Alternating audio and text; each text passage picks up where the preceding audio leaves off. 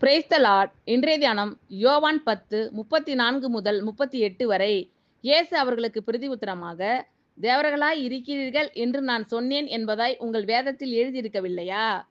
தேவ வசனத்தை பெற்றுக்கொண்டவர்களை தேவர்கள் என்று அவர் சொல்லியிருக்க, வேத வாக்கியமும் தவறாததாய் இருக்க, பிதாவினால் பரிசுத்தமாக்கப்பட்டும் உலகத்தில் அனுப்பப்பட்டும் இருக்கிற நான் என்னை தேவனுடைய குமாரன் என்று சொன்னதினாலே தேவதூஷணம் சொன்னாய் என்று நீங்கள் சொல்லலாமா? என் பிதாவின் கிரியைகளை நான் செய்யாதிருந்தால் நீங்கள் என்னை விசுவாசிக்க வேண்டியதில்லை. செய்தேனே ஆனால் நீங்கள் என்னை விசுவாசியாதிருந்தாலும் பிதா என்னிலும் நான் அவரிலும் இருக்கிறதை நீங்கள் அறிந்து விசுவாசிக்கும்படி அந்த கிரியைகளை விசுவாசியுங்கள் என்றார். இயேசு அவர்களுக்கு பிரதியுத்தரமாக, தேவர்களாய் இருக்கிறீர்கள் என்று நான் சொன்னேன் என்பதாய் உங்கள் வேதத்தில் எழுதியிருக்கவில்லையா?